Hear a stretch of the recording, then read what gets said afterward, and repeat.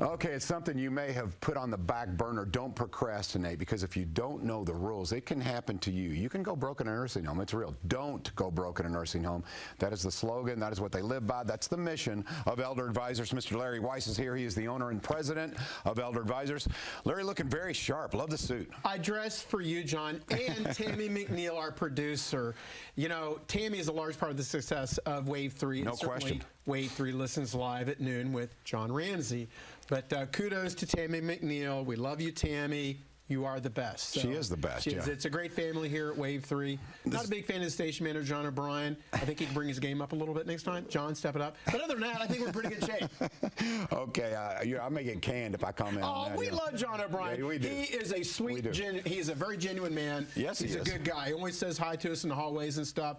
Makes you feel part of the family, which everybody at Wave does. So thank you, John O'Brien. Well, thank you for what you do for this community. And for those who aren't aware, I always say a little elevator speech on exactly what Elder Advisor stands for. It is about really legal. There's so many layers. Right. I remember when we first began, it's like, hey, let's save you some money. That's a great goal. Absolutely. But it's more than that now. It is, because in a nutshell, John, what Elder Advisors does is we help families transition their loved ones from their homes to home health care, assisted living, or long-term care using financial and legal strategies to protect assets so they don't go broke in a nursing home.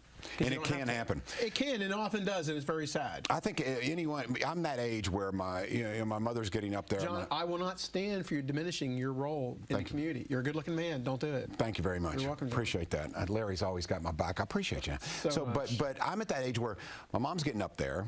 And many of my friends, same situation. You and I are approximately the same age or so. So when that happens, don't put it on the back burner, because they tell horror stories about paying $10,000 to $12,000 a month because they don't know the rules. So if you do have the strategies you talk about, and you're offering them to folks through workshops, so tell them exactly, not exactly, because that's the secret sauce. It is. But tell them what you can help them with. Well, it's a financial component, John, because for husband and wife, if one spouse goes into care, we can protect pretty much all the assets. If it's a single person, we can protect about half of the assets. I'm not an attorney. I'm also not a lumberjack or a fireman. I do the estate plan. I do the financial part. There's almost always a legal component, so we always make sure the families are, have attorneys to work with to do that legal part if and when it is needed. But on a financial, so many things can be done, but it starts always, for me, with the power of attorney. I'm not an attorney. I don't prepare documents. I refer people to attorneys. But for me to be able to protect those assets, whether it's a husband and wife that have been married 50 years, or it's a 50-year-old son, he's here with his 75-year-old dad, they need to have the authority to do these things. So for me to work within the rules, of course, to move the assets to comply for benefits, I have to have the building block of a power of attorney. And sadly, so many people in Kentucky don't have a power of attorney, and you know who you are. Okay, there's one takeaway. Now, I mentioned that I've heard some stories, but you do it for a living. You've heard a lot of stories. So maybe tell me about some of the mistruths, the falsehoods that you've heard that people believed before they put their loved one in a senior living facility. And it comes back to haunt you. It'll bite you. Well, one of the big problems out there is the family will come in, the kids will come in, and they'll say, well, 2-3 years ago, we went ahead and just deeded the house, mom and dad's house, to the kids, but reserved a life estate for mom and dad. Now, I'm not an attorney. I'm dealing with the financial and the real estate issues. But when there's a life estate left on the deed, then that's something we have to circle back and get to the attorneys to fix, because that's a problem, because that demonstrates an ownership interest, and that's how the state treats it. And a lot of times families don't know that, and it's just a big train wreck. So, when the legal components come up, I always refer them to the attorneys, because I'm not an attorney. But a lot of people have this false belief, this false sense of security that we're in good shape. The attorney deeded the house to the kids 2-3 years ago. Well, when we look at it, we kind of pull the onions back, the layers of the onions, to realize we've got a problem. We've got a problem. And my free tidbit for today, for everybody in Kentuckiana, even if mom and dad are doing great and stuff, Easter's coming up, go get copies. This is my takeaway, Kentuckiana, because the workshop's the first week of April. Monday in Louisville, Tuesday in Corydon, and Friday we're going down to Bardstown, Nelson County. I'll be at Mamie's for lunch. Love Nelson County, Bardstown. So I'll be down near the end of the week on April, the first week of April.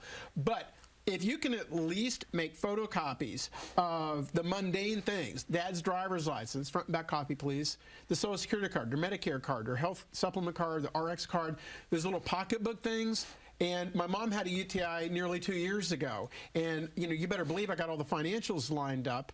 But I didn't think about the minutia, what I call the pocketbook or the billfold things. So when I was over there dealing with home health and stuff like that with the nurses and the therapy and stuff, because mom was in the hospital, we thought we were going to lose her because she wasn't drinking enough water. Hey, drink water, hydrate. It's amazing what drinking water can do for people. Really, it is. But I made copies of all their stuff because if I ever have to file for benefits and stuff, those are the things they ask for. And what happens is if someone's in a nursing home or they're in an emergency room in a hospital and our hair's on fire and stuff, sometimes we lost mom's purse.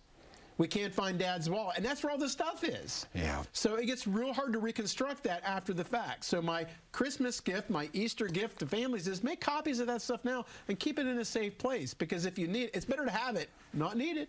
And you not have it. It's better to be proactive and get ahead of all this because, you know, it's an emotional time. And especially if something happens to mom or dad, knock on wood, we hope it does not, but let's say they're incapacitated or can't communicate well. If you don't have everything squared away, it can be a disaster, a lot of drama, a lot of emotion. And that's what's great about elder advisors is it's not just, don't get me wrong, the financial component is important, but it's the peace of mind, isn't it? It is. It is. And just, you know, we tell the families, you know, you become a client for life.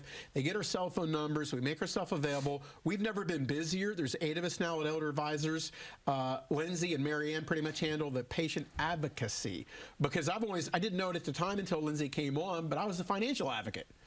But now there's a lot of things that we can do while they're still at home, kind of helping with the transition, maybe getting some home health care options and stuff that wasn't available. So that's really one of the things that Lindsay and Marianne, board certified patient advocate and master level social worker, bring to the table as we continue to grow at Elder Advisors to help families. Okay, you guys have tentacles going everywhere. So good tentacles. And it's all good. No medicine needed. So before we go to break here, coming up, Mr. Greg Jackson. Tell me about Greg. Greg Jackson is a delight, and you know, for years I've been telling you I circle myself with talent, whether it's the attorneys, the accountants, the CPAs, the realtors, and we have such a great relationship with Riverbend in Southern Indiana because they have a great, unique property and with a great benefit. But I'm not going to steal anymore. I'll let Greg Jackson. Okay. Talk about it. So there you go. There's the tease right there. Greg Jackson is coming up. We'll talk about Riverbend and what he offers at his facility and more with Larry Weiss as well. We'll be right back after these on Wave Listens.